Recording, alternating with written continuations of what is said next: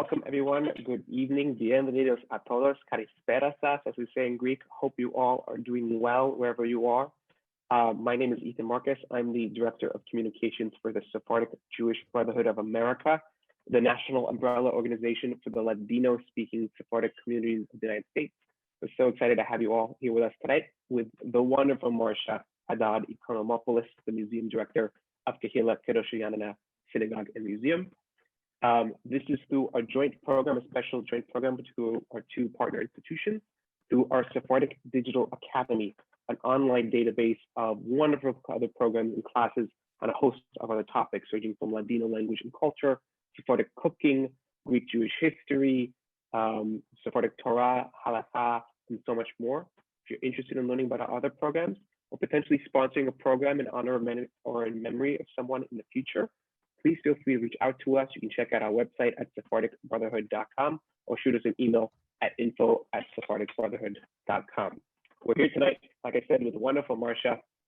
Just a little bit about Marcia, for those of you who don't know, this really institution in the Greek Jewish community.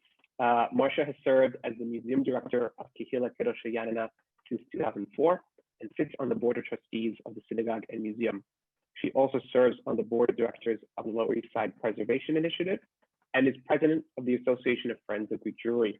She was born into a traditional Sephardic Jewish family from Salonika and has devoted her life to telling the story of Greek Jewry as an author, translator, editor, and lecturer.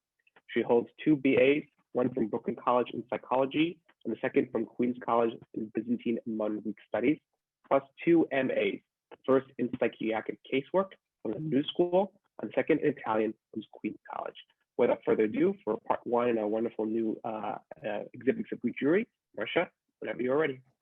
I'm ready. Okay. In case you don't know where I am, I'm on the road to Zagoria. I've got one of the iconic bridges behind me. We always try to include that in our tours because it's such a beautiful, beautiful part of Greece. I want to welcome all of you. I want to thank Ethan and the Sephardic Brotherhood. I want to thank all of those who sponsor and attend these lectures. This is really, I enjoy this so much. I really do. I enjoy seeing all the people that are out there, so many that I know and hold dearly. And Barry Meonis, how are you doing there at the end? I just saw you pop in. It's like having a big holiday festival with seeing all the people who are dear to me in my world. Okay, today let me open up my PowerPoint here and get this going. Okay, what we're going to do today is talk about the exhibit Memories. This is the world that they left behind in Greece, the world they found here, and their journey over. This exhibit has been up for a number of years because it gives me the ability to work around so many themes. The world they left behind. Most of our people came over at the beginning of the 20th century. Actually, the first immigrant to arrive from Yanina was Zakaria Yamtov, who arrived in 1899, although there are some possible earlier immigrants, but they don't really fit into our traditional Romeo-Yanina world. They were leaving behind a world that was very different from the world that they would find here.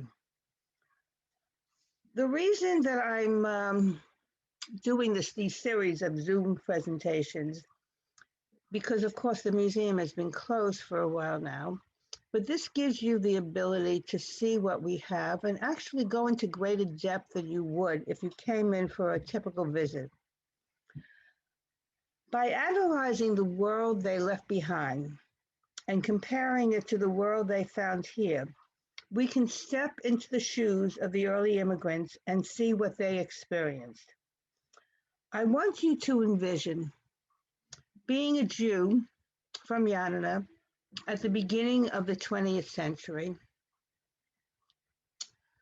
the most iconic period, not only of immigration, but of change in this part of the world, in impetus was from 1900 to 1914. Why? Ioannina became part of modern Greece in 1913. And you can see here the changes in maps. This was before 1913. I'm sorry to interrupt, Marcia. We're just having some trouble seeing the PowerPoint. Just make sure it's screen shared. Oh, did I not share it? Okay, hold on one second. That's probably, I'm sorry about that.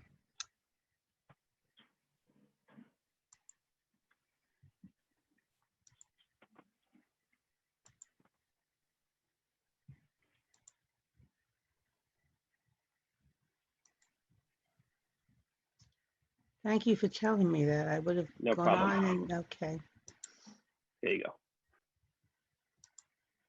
Okay, so we'll flip through this real fast. The world they left behind. The most iconic part of this period was from 1900 to 1914. Not only did a good portion of the immigrants come over, but also the changes that were taking place. Here you can picture Albania on the map here and Greece. There was no Albania before 1913. That's when the border was set. And bear in mind, the setting of this border had nothing to do with language, culture, or traditions. It was an arbitrary border, and you found many Greek-speaking Jews or Christians living in what would become Albania, and many Albanian Muslims living in what would become the borders of this particular border of Greece. Here you can see here the division of Albania, and this one over here. What was the world they left behind? It was very much influenced by the Ottoman Empire. There were Turkish-speaking citizens in Ioannina, Greek-speaking Christians, and of course, the Jews who spoke a dialect that was a mixture of Greek, Hebrew, and Turkish. It was reflective of the world that they lived in. I want to compare their experiences, not only of the world they left behind, but the world they found here, and see how different it is from other immigrants of the same period, both Jewish and non-Jewish. The world that these Yanoti immigrants were leaving behind was basically a rural world. Although Ioannina was a city at that time, it was not the city that we now see. Their lives for many of them extended outside the borders of the city of Ioannina, up into the mountains. There were Jews in Ioannina that actually had flocks of sheep, cows. They were involved in the dairy industry. These are not Jews, but these are typical peasants of the era, and you can see the difference of what their lives were like in comparison to citizens in other parts of the world. These could be Jews, but they're not.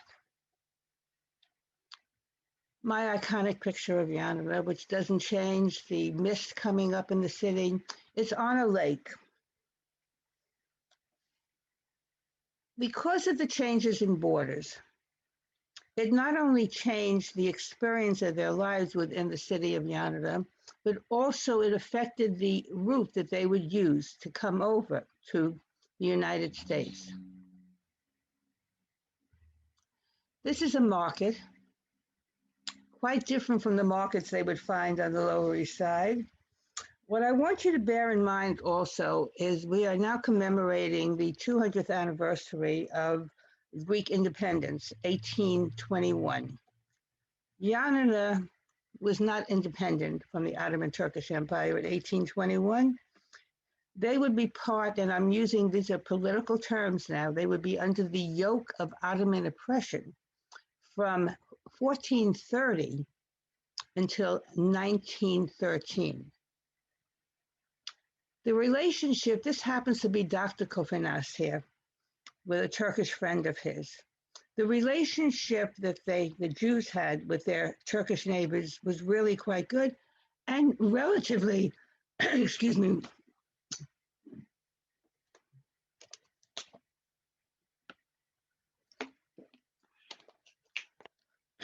relatively speaking, compared to other parts of the world, quite good with their Christian neighbors. Simply put, they did not have economic competition. So they had their own separate little part of the world. The Jews were mostly involved as shop owners, mostly with textiles, and of course, supplying the needs of the Jewish community. The Muslims were the bureaucrats. They were in charge of the running of the city. It was part of the Ottoman Empire. And the Christians had their own particular place within the borders of the city. This is a taverna, actually a Jewish-owned taverna in the city. A wedding. The weddings would flow out into the streets. This is another wedding coming out from the Castro. Simply put, everybody in the Jewish community was invited. Someone would go around and announce the wedding and invite whoever, the family of Saul Solomon and the family of Eftekiah Nachmias are inviting the whole Jewish community of Yanada to their wedding. This is a side street in Yanada. This is a typical street not too far from the Holocaust Memorial. The houses were close together. The houses were simple, mostly made of wood. This was not a wealthy community, although there were some beautiful houses that were owned by the more wealthy members of the community. Another side street. This is actually right bordering the Castro, the fortified area. Very often there's a misnomer there. They call it the castle. It's not a castle. It's a fortified area. In Greek, it's fortio, the fortress. This is a wealthy family. This is the family of Nisim Levy, and this was the Levy's residence here. Now, if you look up here, the men are wearing turbans.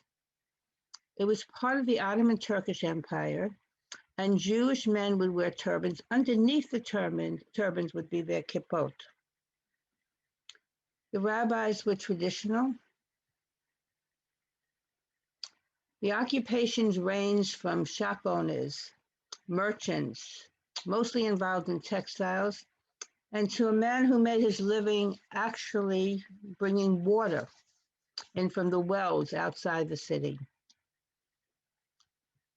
There were 2 synagogues in the city before World War II. This is the new synagogue that was outside the Castro and was destroyed by the Germans and does not exist anymore. I love this picture because you can actually see what the synagogue, the old synagogue, Kehillah Kadosha Yashan, the synagogue that was probably built on the site of pre-existing synagogues in the city. But you can see the walls outside. You can see the structure of the synagogue inside, the entranceway. This is where the sukkah would be. And you can see where one of the beamers, the main beamer would be, and you can see it from the outside. The tall Ottoman-style windows that would bring natural light into the synagogue. This is the interior of the synagogue. But this chandelier, by the way, was given by the Ashkenazi family to the synagogue, and there's a little sign that hangs underneath proclaiming their donation. This is the main beamer here. This would be used for Shabbat services, high holidays, definitely bar mitzvahs. There was another beamer in the center, positioned over here. And this is the Echal, the Aron. These were where the Torah scrolls were kept. You know, someone had once said to me, God, this must have been a very wealthy community. Look, the Aron is made out of marble. Marble was very cheap in that area. If you go along the roads outside of Yanada, you'll see the mines where the marble is taken from. And the iconic lake. This is not one of the more beautiful pictures of the lake, but the lake was so much a part of the life of the city. The children would go fishing in the lake. The Jewish children would have trips from their school going to the island on the lake. The women would wash their clothing in the lake. Every Yanoti has a tale from their nonas and the papus about the lake. The clothing would be hung reflected in the lake. This is a central market here. So you can see the world is quite different from the world that they would be coming to. It was a simpler life. Women didn't work for the most part. In fact, it was considered a shame if their fathers or their husbands could not support them.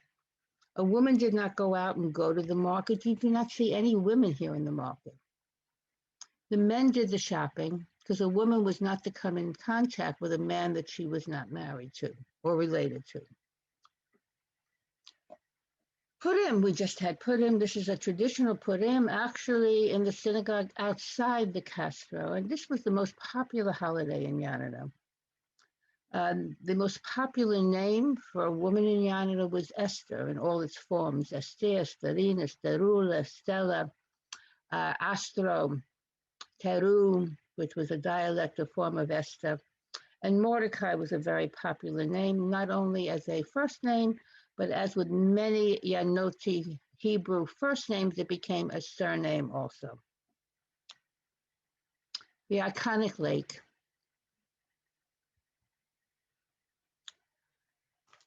Their journey over. I've done quite a bit of research about what that journey was all about. I'd like to get rid of some misconceptions. First, let's start at the beginning. The first Yanotis to come to the New World, most of them left from a port in Albania called Jewry. And why? If you look at the map of Albania and the port city of Vlore and where Yanra is, you could walk right across.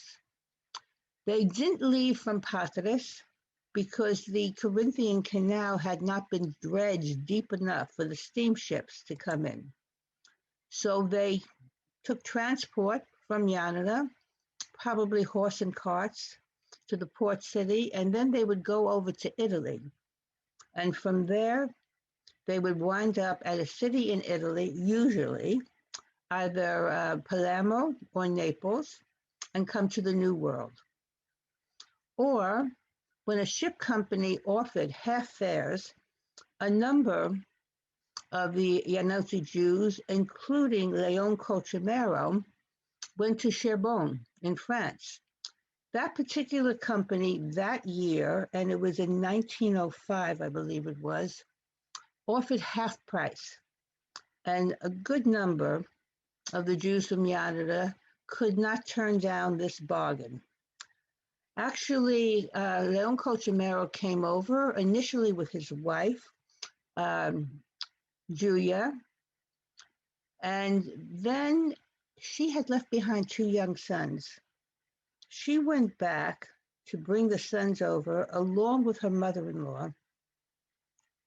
And it was not until later that the other brothers would come. Although the first of the Colchimero brothers to arrive in 1903 was Elias Colchimero. He was the youngest in the family. When you talk about immigration, who could leave, who would come? Sometimes it had to do with money. This was, most of the time they had to save up the money for this trip. This was going to be a once-in-a-lifetime trip. Also, what were they leaving behind? Mattathias Colchimero was the oldest son. His responsibility was to take care of his aging parents. He was actually the third brother to come.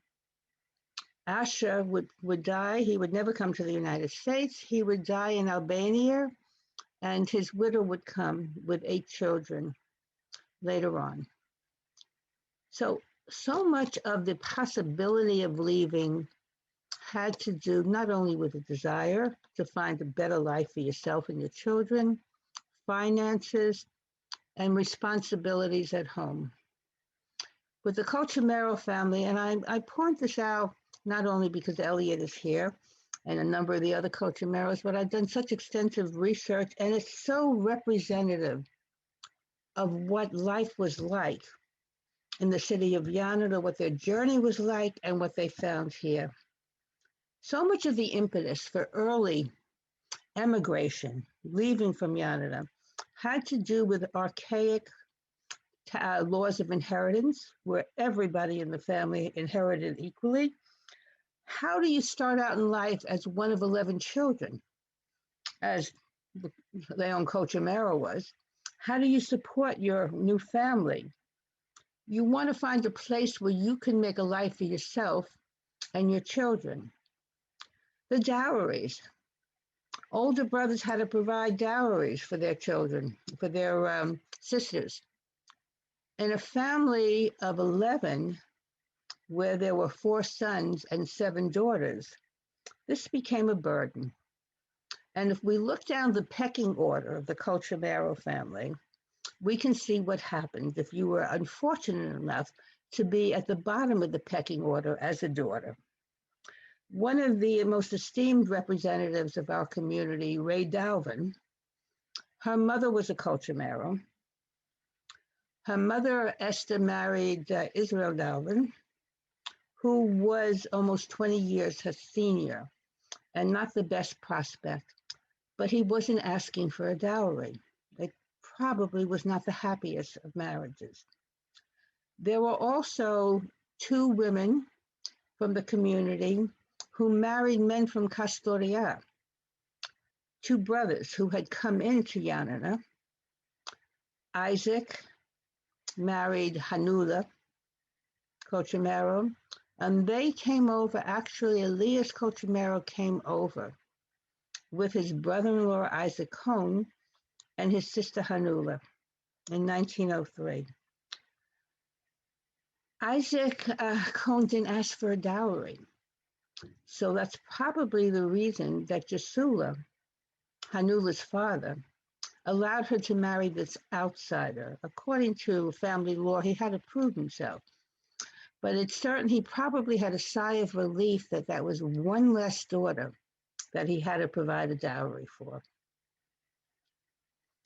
Here you can see where the port of Albania was and what the port looked like at the time that the early Jews from Yanina left. This is another picture of the city of Vlora. There were other cities in Albania where Jews settled.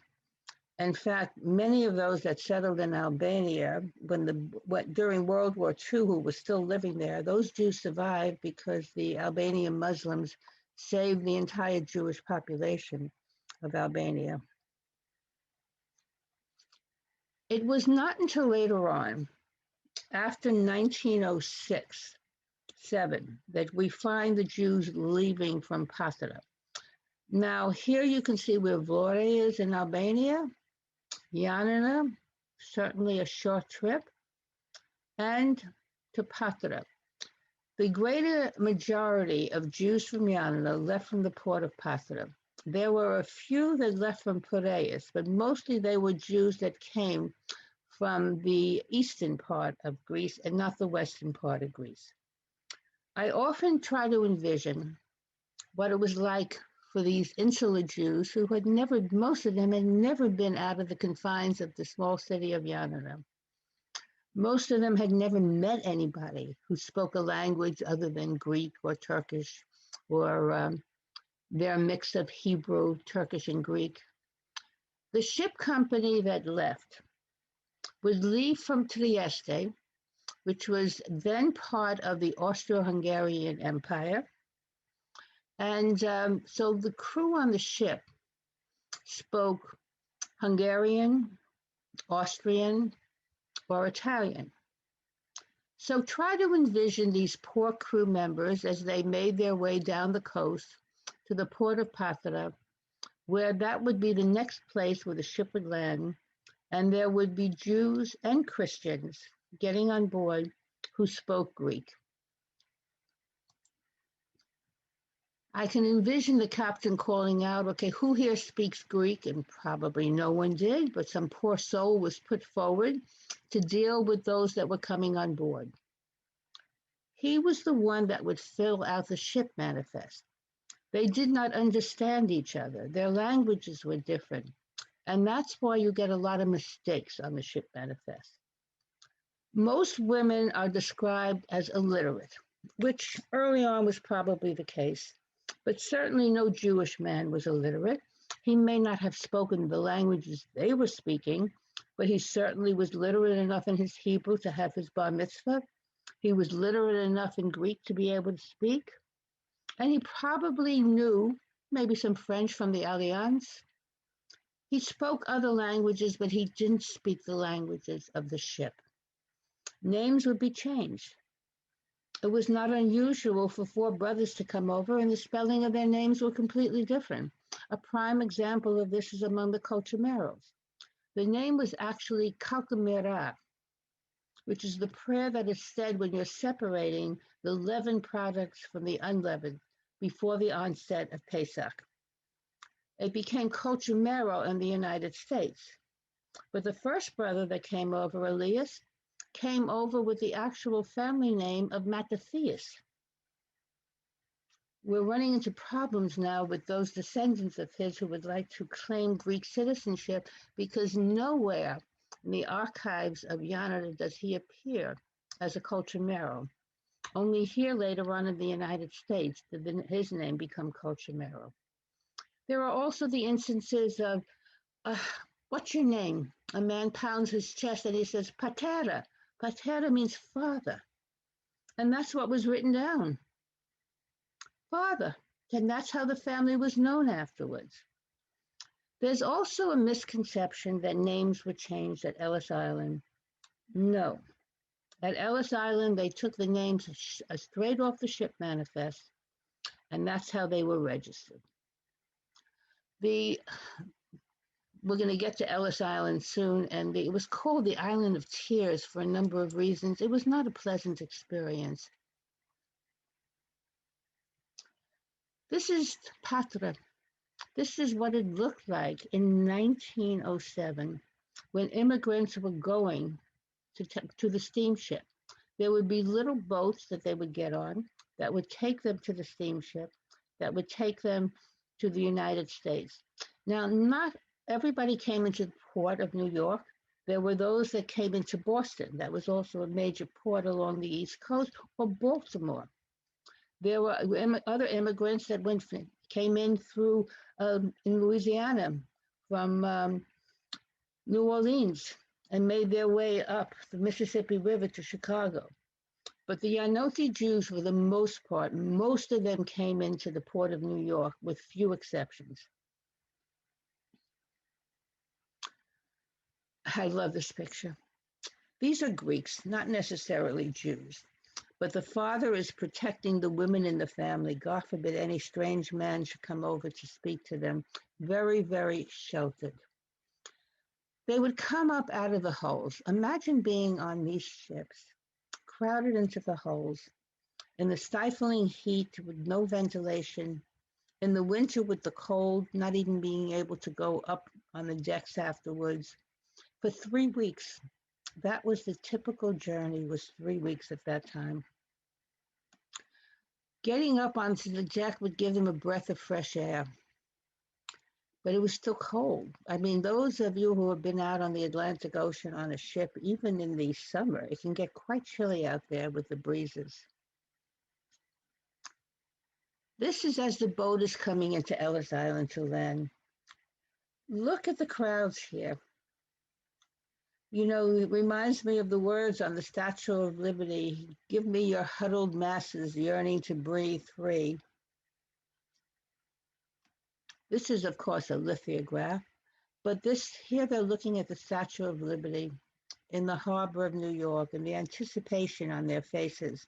This was the dream, coming to the new world to make a better life for themselves and for their children.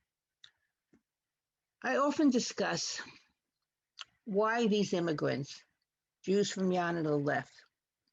What was different about their experience compared to Jews and non-Jews that came from other parts of the world. All immigrants pack their baggage, clothing, religious artifacts. If they have photographs, they bring that. They also pack their emotional baggage. And for many Jewish immigrants, especially Ashkenazim, that emotional baggage was the story of pogroms and persecutions. For Greek Jews, especially from Yanina, their emotional baggage was the hardship of leaving behind a world that they loved. Most of them would never go back. It was too costly. I often wonder what would happen with a mother where one of her children were ill. What's her decision? Does she go back with the child and leave the other children? Does the whole family go back? They can't let the sick child go back on their own. These were heartbreaking decisions that had to be made at Ellis Island. This is what Ellis Island looked like at this period of time as they came in. There was Castle Gardens, and there were immigrants that came in there before 1900. There was also a fire at Ellis Island in 1899, so the earliest immigrant, Zakaria Yomtov, did not come into either Castle Garden or to Ellis Island. He came into a makeshift port that was being used for a short period of time until they could rebuild Ellis Island that had burnt down by fire. Getting off the ship, the look of the immigrants as they were coming in to a world that they knew nothing about. They had heard rumors, of course, the streets were paved with gold. Waiting for your physical, the anguish here, because you didn't know what would happen. The dreaded eye exam, because if they found red eye, pink eye, you would be turned back. It was highly contagious. Of course, it was not fatal, but you have to realize the United States in the latter part of the 19th century and early part of the 20th century had a series of epidemics. There was yellow fever, there was diphtheria, there was many things that would cause mass deaths. A member of our community, who from the Matzah family, in fact, she turned out to be the oldest person, her last name is now Goldstein, in Las Vegas to get her COVID-19 test. She was born in 1918 during the influenza epidemic, and she posed a question. She wondered about the losses at that time. I'm researching this to see if there's any from our community at that time that actually perished from the influenza. But it was devastating in New York. It's a reminder of we're going through now. It was 100 years ago that the same thing was happening. Again, the dreaded eyes, this was something in fact, Hanula Culture Mero Cone, according to the family law, they put an X on her back. She was going to be sent back because they found a problem with her eyes. Her eyes were tearing and they thought that she had pink eye. Her very bright husband, Isaac Cohn, took his hand and put it over the X on her back to hide it from the people at immigration. So she passed and came in. These are what the halls look like on Ellis Island. They're empty now, but at times they would be just filled with people learning to come in. There were so many things that happened. At one time, there was even women, young women, who were coming in would be met by disreputable men who were going to use them for prostitution. In fact, one of the early, the League of Women Voters established a system where when there were Jewish immigrants coming in, there would be Jews that would be there to meet any single woman to make sure that nobody would come and abduct her in the way that many other non-Jewish immigrants, women, had been abducted. This was the world they found here. Now, you remember the scenes back in Yanina? This was a typical street scene on the streets of the Lower East Side. Of course, you didn't see Hebrew writing in the stores in Yanina. You would see Greek writing in the stores. The carts that are used are not too dissimilar from the carts that were used back in Yanina. This is actually a beautiful painting that we had a man, his last name is Lazarus, did for us, and we have copies of this. Anyone would like to purchase. This is the Lower East Side. Contrast. What I did now is I separated. On one side, you're going to have what life was like in the old world. On the other side, what it was like, very similar in the new world. Here you have a family environment. You have streets that are not crowded. You have people that you knew, languages that you understood. And this here, peddlers screaming out in all different languages, selling their wares. This is actually on Orchard Street over here. Hanging your laundry by the lake was quite different from hanging your laundry from the tenements on the Lower East Side. But this was not an uncommon scene where you couldn't even see the sky through the lines of the laundry that was being hung. Again, congregating in the streets, knowing people that you were familiar with. And here is a man selling, looks like pretzels here on the Lower East Side. You'll forgive me, I can't see the people that are here. You're blocking out half of my picture, but that's okay. Okay, remember the Taverna picture? Well, this is on the Lower East Side, that Long Island Street. There were clubs. This happens to be a Turkish club where there would be Turkish music and dancing. There were also Greek clubs where they would play Greek music. And further on, further west, there were all kinds of music places that would show the different music of where they came from. There was Turkish, there was Egyptian, there was Greek, there was Ladino, the mixes. There were record companies that would produce these records and make a living from it because these were considered exotic, and many people would buy this. In the same way that there were books that were written by early immigrants. Many Jewish women who couldn't even speak the language had books published telling of their stories because their stories were considered exotic. Again, remember our water carrier? Well, if you wanted water on the Lower East Side, you had the fire hydrants. No fire hydrants back in Yanina. Bridges. This is a bridge not outside of Yanina in Zagoria, and this is the Williamsburg Bridge. Quite a different sight as you're walking through the streets. The outside of the synagogue in Yanina, the outside of our synagogue on the Lower East Side. You know, there were always shops on the bottom. Now the shops are mostly owned by Asians. Then it was mostly owned by Jewish merchants. Again, the wedding. And here is a bar mitzvah.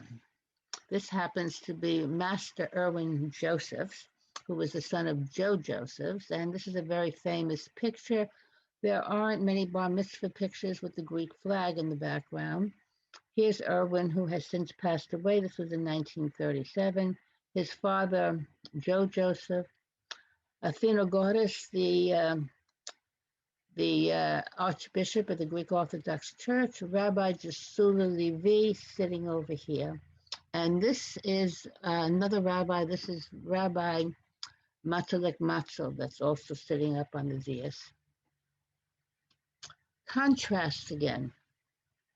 The streets of Yanina, the streets of the Lower East Side. This is Delancey Street. Quite different. You know, it amazes me how well so many of these immigrants adjusted, considering the stark differences from what they left behind and what they found here. But let's not be mistaken. This was not the case for everyone. There were a number of Jewish women from Yanina who committed suicide by jumping out of windows. It was not their dream to come over. It was their husband's dream, and they followed him like dutiful wives would do. But where he would blend into the outside world, he was a businessman. He'd be out during the day. Their lives were cooped up in the tenement apartments. They had their small world they can communicate with. Most of them never really learned English. They hadn't gone to school. They couldn't read. Most of them, their education was cut off by the time they were 11, 12, 13, if they were even lucky enough. The iconic lake, as compared to the East River, quite a difference. Um, quite a difference. This is when the East River was not that clean. I don't know, at this time the lake was still where you could swim in the lake, but I doubt if you could swim in the East River at this time. But the differences in their reality, in their world. This is the inside of a traditional home in Yanina. It has been refurbished. The homes were such that there was a courtyard that you went into, and most of the time the cooking was done outside. Then there would be staircases that would lead you up to the bedrooms. If you had money, there might be what would be like a living room where the family could gather, a salon. But most of the houses were narrow and would really house a large family. Um, it was not unusual for a family of 11 to live in one of these houses.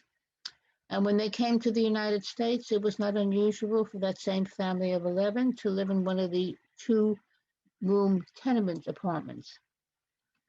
This is a typical tenement apartment on the Lower East Side.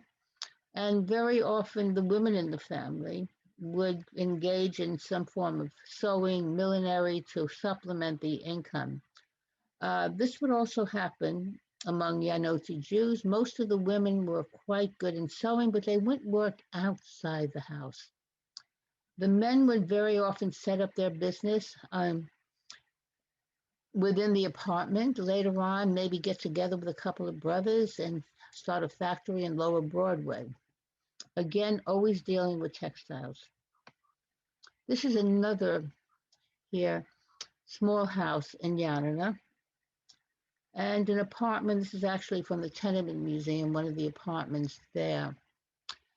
The stove would be a source of heat during the winter, and very often the bathtub would be in the kitchen in these apartments. Back in Yanina, it wasn't much better, except there was fresh air, there was a garden to grow your vegetables, and a well to get well water. But again, at this particular time, the beginning of the 20th century, there wasn't such a thing as indoor plumbing, either on the Lower East Side or in Yanina. Again, the houses, these were typical. If you look at the houses here, the architecture is Ottoman. The balconies.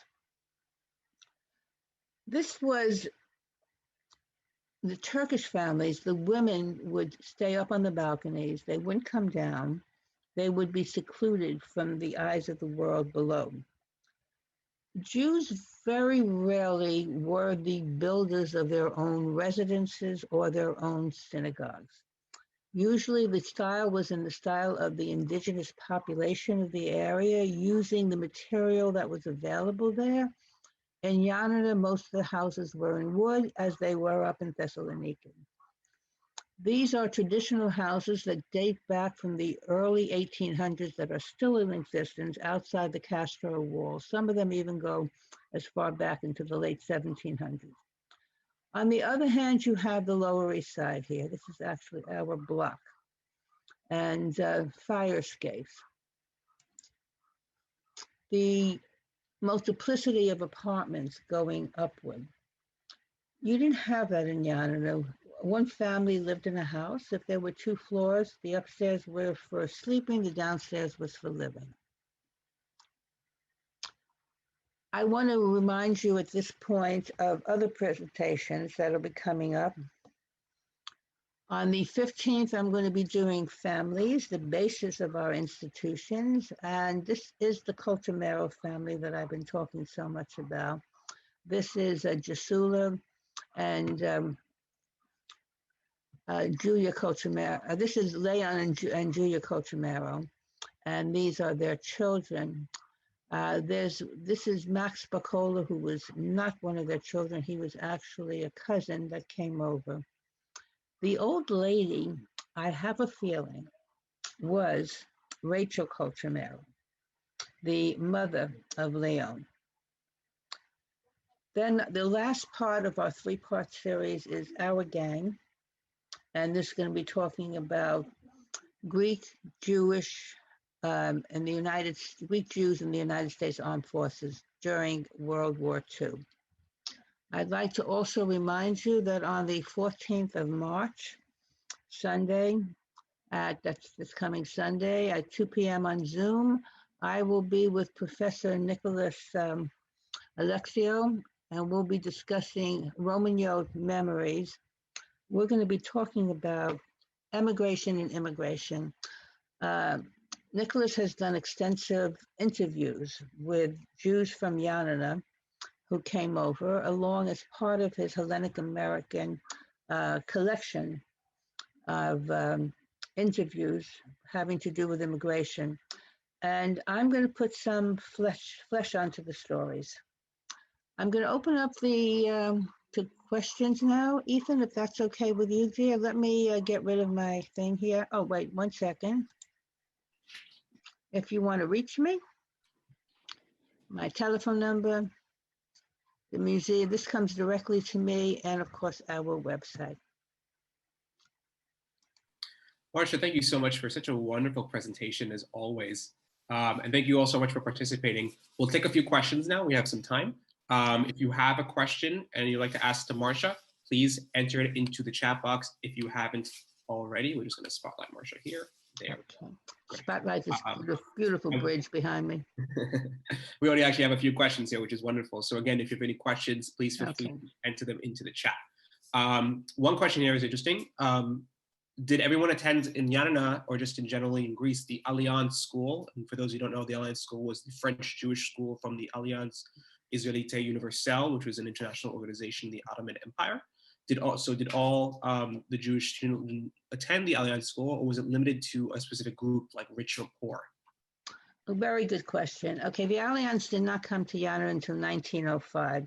It came a good 2 decades earlier to Salonika, but it was not until 1905 that it came to Yanina.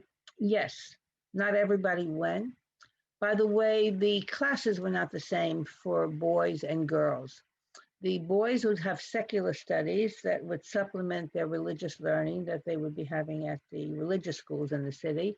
So they would have secular subjects. They would learn to read in Greek when it became part of modern Greece. But even before that, there were Greek classes and math classes, things that would set them out in the world of business. For the girls, it was sewing and French. You know, very, very important subjects to have you get a foothold in life. But not everybody went. It was a matter of economics also, because young boys left school very early to help supplement the family income. So it was not unusual for a boy of 12, 13, or 14 to be finished with his education at that time. When I did the memorial book up, at the time, the community numbered close to 2,000, and the close to 1,900 were victims from the Holocaust. Among those, there were only 4 professionals. There was an accountant. There was, of course, the rabbi. There was a woman who was working, which was as a teacher, which was very unusual for any woman to work outside the household. And then there was also a male teacher.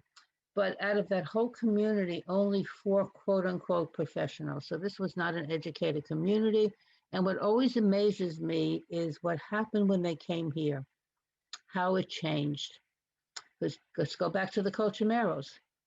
I mean, of those that came over, most of them had no education back in the old world.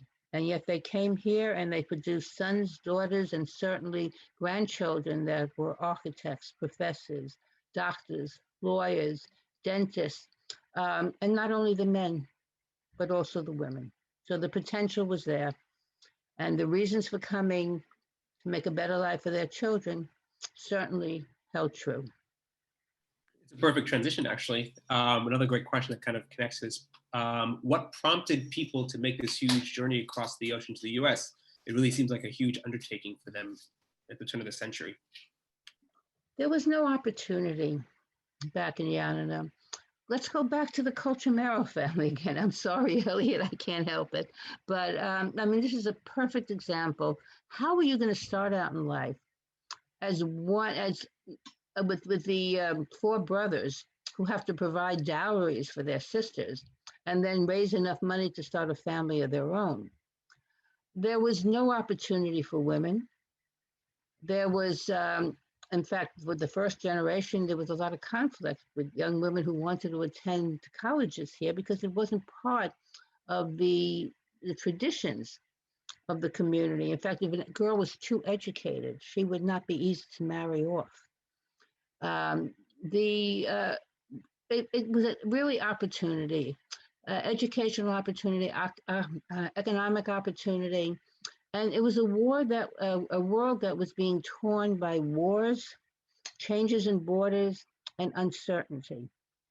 You had in 1913, when Yanada became part of modern Greece, there were a good number of Jewish families that left.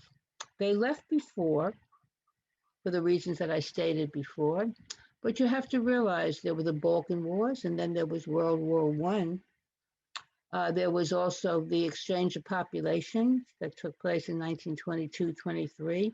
Their world was in an upheaval. And when the world was in an upheaval, not only is the economics affected, but also the social ability is affected. Very often men were conscripted to fight in armies that they had no desire to fight in. I mean, take Yanana.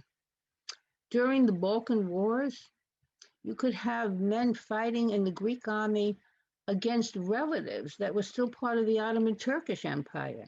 So you had relatives fighting with each other. It was not unusual.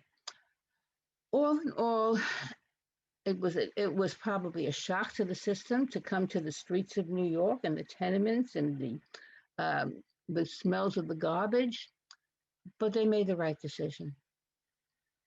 And also, when you think of the Holocaust, they definitely made the right decision. Another fascinating question here. How were the interactions or the relations of Greek Jews with the Christian Greeks in America and also with other Jewish denomination groups in the United States when they arrived? Excellent question. Who said that question? Who was that? That was Nicholas Alexio. Oh, that's who I'm going to be with next week. Of course, Nicholas. Thank you so much. Okay, excellent question. In many ways, these Jews were not Greek enough for their Greek neighbors and not Jewish enough for their Jewish neighbors. Many of the Jews on the Lower East Side didn't believe this community was Jewish. They didn't speak Yiddish. That was the normal concept there. And even the Sephardic Jews that lived close by looked down upon this group of Greek-speaking Jews, much in the same way as they looked down on them when they were in Greece. But there was a camaraderie based on language between the Greek-speaking Christians and the Greek-speaking Jews. Nicholas has done a fantastic body of work on identification, how you identify yourself. And for Greek Jews, that identification, even to this day, I'll get the typical questions from many unknowing Greek Orthodox Christians when I say I'm a Greek Jew, and they'll say to me, oh, one parent is Jewish and one parent is Greek. And I say, no. Oh, you converted? No. They don't understand that Greek is an ethnicity and Judaism is a religion. And you certainly can very comfortably fit in to the shoes of both those things. But on the Lower East Side, There were many institutions that Greek Jews shared with their Greek Christian neighbors, certainly in the coffee shops that lined the streets of Allen Street. They would read the same newspapers, they would listen to the same music, and for most instances, except for the observance of kashrut, they would be eating the same foods. An early example of this, and Elliot, I'm going back to those Colchomeros again, okay? Judah or Leon Colchomero, when he came over, on most of the ship manifests, you can see what happened. Initially, something was written in, and then it would be crossed out, and they put down Hebrew. In other words, they found out the person was Jewish. They couldn't tell necessarily by the surname, but in speaking to the people, they found out they were Jewish, and they would insert this. So it's very easy on those ship manifests to find the Jews because they're all listed as Hebrew. And this doesn't matter what country they come from. It doesn't matter whether they were citizens of the country or not. That's how they're designated. Judah or Leon Colchomero is listed as Greek. And what's interesting is right behind him on the line coming in, they left from Sherbon, is a Greek-speaking man who had been in the United States before. He was returning, and he probably knew the ropes. So he probably said to Leon, when they ask you, say Greek, because they were probably conversing with each other in Greek. That was the language of conversation. So he's the only one who came in, and it says Greek on the ship manifest. We have time for one last question here. Okay. There's a good question here regarding Hebrew usage in Yanana. How widespread was the study of Hebrew in Yanana, and what was the observance like of Judaism in Yanana? Okay. Well, all boys would go to learn Hebrew for their bar mitzvah. There was not a Talmud Torah. If anyone wanted a higher education in Yanana, they went to Salonika, and that's where the rabbinical institutions were. So the study of Hebrew was limited for the study for the bar mitzvah. Women would learn the Hebrew to say the prayers, but there wasn't that extensive. Now, the dialect that was spoken in Yanana among the Jews was a mixture of Hebrew, Turkish, and Greek. So a typical expression would be mashallah, which is Turkish, nasas rikso to talef. I shall throw the talef on you. And this was an expression that was said, God willing, I'll live to see you get married. And literally translated with that. So it was a mixture of the three languages. At no time in any language is Hebrew translated into the vernacular. So a talef is a talef. A shofar is a shofar. So in all dialects, the Hebrew words stay there. But amongst Yanana Jews, they were traditional, they were observant, they were religious, and the early prayer books that were brought over here were all in Hebrew, although we do have some that are in what is known as Judeo-Hebrew, which was the Hebrew. It was actually Greek written in Hebrew letters.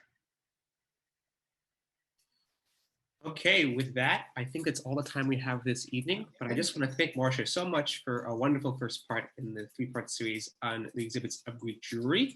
Just to let you all know, we're back here again next week, same time, same place, I would say, but same Zoom link in this case, 8 p.m. Eastern, 5 p.m. Pacific.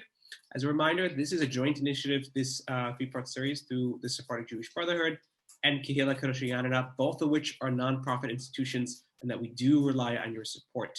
If you are able to at this time, we know it's difficult for many people, but if you are able to and willing, please consider making a donation or sponsoring a future class. We'd greatly appreciate it and make sure that all our programs can continue to be free for our communities and continue to be lovely and really interactive and really speak to our collective heritage.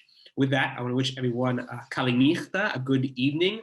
Nochada Buena and Ladino, also a good evening as well. And Sekiradio, inshallah, we'll see you all next week. Take care. Okay, thank you.